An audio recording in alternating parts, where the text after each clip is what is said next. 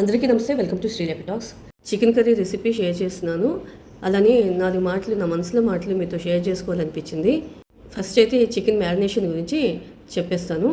1/2 kg chicken ఉప్పు పసుపు వేసి కడిగేసి పెట్టుకోవాలి. 4 పచ్చిమిరపకాయలు, కొంచెం కారం, కొంచెం గరం మసాలా, 1 టేబుల్ స్పూన్ అల్లం వెల్లుల్లి పేస్ట్ వేసేసుకోవాలి. కొంచెం ఉప్పు, కొంచెం పసుపు, కొంచెం మిరియాల పొడి, కొంచెం ధనియాల పొడి కూడా వేసేసుకోవాలి. ఇప్పుడు ఈ వీడియోలో చూపిస్తున్నట్టుగా హోల్ గరం మసాలా పొడి చేసుకున్నాను అనమాట. నేను ఎప్పుడు అలవాటు నాకు ఇలా చేసి పెట్టుకుంటాను. అలా చేసి పెట్టుకున్న దాంట్లో 1/2 టీ స్పూన్ వేసాను అనమాట. సాజీరా కూడా వేసాను. అయితే మీకు హోల్ గరం మసాలా చూపించినప్పుడు నా దగ్గర సాజీరా అవైలబుల్ లేకపోవడం వల్ల మీకు చూపించాను. మంచి ఎండలో 1 గంట సేపు ఎండబెట్టేసి పొడి చేసి చల్లారిన తర్వాత టైట్ కంటైనర్లో స్టోర్ చేసుకోవచ్చు. ఎన్ని నెలలైనా బాగుంటుంది, స్మెల్ అవుట్ అవ్వదు. దోరగా వేయించైనా కూడా చల్లారిన తర్వాత పొడి చేసి స్టోర్ చేసుకోవచ్చు. ఏ వెజ్ నాన్ వెజ్ బిర్యానీకైనా మసాలా కర్రీస్కైనా ఇది కొంచెం వేసుకుంటే ఫ్లేవర్ చాలా బాగుంటుంది.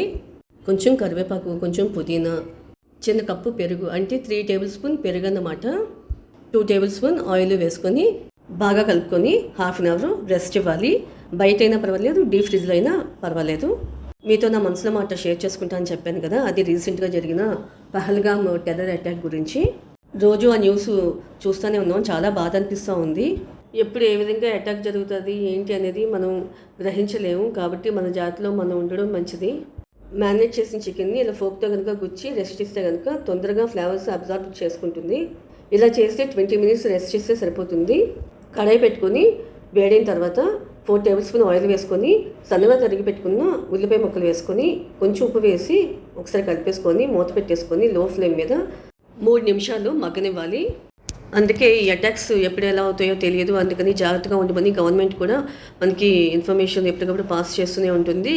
మనం ఎక్కడికైతే వెళ్తామో అక్కడ చుట్టుపక్కల వాతావరణం ఎలా ఉంది ఏంటి అని గమనించుకుంటూ ముందు జాగ్రత్తగా వహించడం మంచిది. మీ పిల్లలకి కూడా చెప్పండి. ఎటువంటి అనుమానం వచ్చినా కానీ వెంటనే స్కూల్లో కానీ కాలేజ్లో కానీ ఇన్ఫామ్ చేయమని చెప్పండి. మీకు కూడా ఇన్ఫామ్ చేయమని చెప్పండి. అంతేకాకుండా మనకి ఎటువంటి అనుమానం వచ్చినా కూడా గవర్నమెంట్కి ఇన్ఫామ్ చేయడం మన బాధ్యత. ఈ మ్యారినేట్ అయిన చికెన్ని వేసేసి 4 to 5 మినిట్స్ లో ఫ్లేమ్ మీద ఉడకనివ్వాలి. నెక్స్ట్ మూత తీసేసి ఒకసారి కలిపేసుకొని తగినన్ని వాటర్ వేసుకోవాలి. అంటే 1 గ్లాస్ వాటర్ వేసుకుంటే సరిపోతుంది. లో ఫ్లేమ్లోనే 15 నిమిషాల నుంచి 20 నిమిషాల వరకు ఉడికించేసుకుంటే సరిపోతుంది. ఆవిరి మీదే బాగా ఉడికిపోతుంది అన్నమాట. మధ్య మధ్యలో ఒకసారి చూసుకుంటూ కలుపుకుంటూ అడుగంటుకోకుండా చూసుకుంటూ ఉడికించుకోవాలి. ఇంకా తొందరగా అయిపోవాలంటే కుక్కర్లో పెట్టామంటే 10 నిమిషాల్లో కర్రీ రెడీ అయిపోతుంది. 7-8 క్యాష్యూ నానబెట్టి పేస్ట్ చేసి వేసుకుంటే రిచ్ ఫ్లేవర్ వస్తుంది. లేదంటే పొడి చేసి కూడా వేసుకోవచ్చు.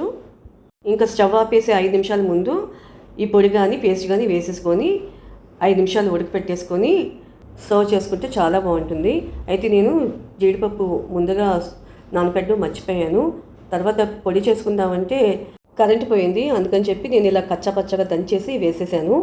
నెక్స్ట్ కొత్తిమీర వేసేసుకొని ఒకసారి కలిపేసుకొని మూత పెట్టేసి 5 నిమిషాల పాటు ఉడకనివ్వాలి. మనకి కావాల్సినంత కన్సిస్టెన్సీ చూసుకొని స్టవ్ ఆపేసి సర్వ్ చేసేసుకోవడమేనండి. చాలా టేస్టీగా ఉంటుంది. జీడిపప్పు కూడా వేసి చేసుకోవచ్చు, బాగుంటుంది. అయితే గ్రేవీ లాగా రాదు. నేను ఫస్ట్ టైం ఇలా కచ్చపచ్చగా దంచి వేసాను. తింటున్నప్పుడు పలుకు పలుకు తగులుతూ చాలా బాగుంది. ఇలా కూడా బిర్యానీకి, రైస్కి, చపాతీకి ఈ కన్సిస్టెన్సీలో బాగుంటుంది. కొంచెం పలుచగా చేసుకుంటే ఇడ్లీ, దోశ, వడకి కూడా చాలా బాగుంటుంది. మరి మీరు కూడా ట్రై చేసి ఎలా వచ్చింది అనేది మీ ఫీడ్బ్యాక్ కామెంట్ బాక్స్లో షేర్ చేయండి మర్చిపోకుండా.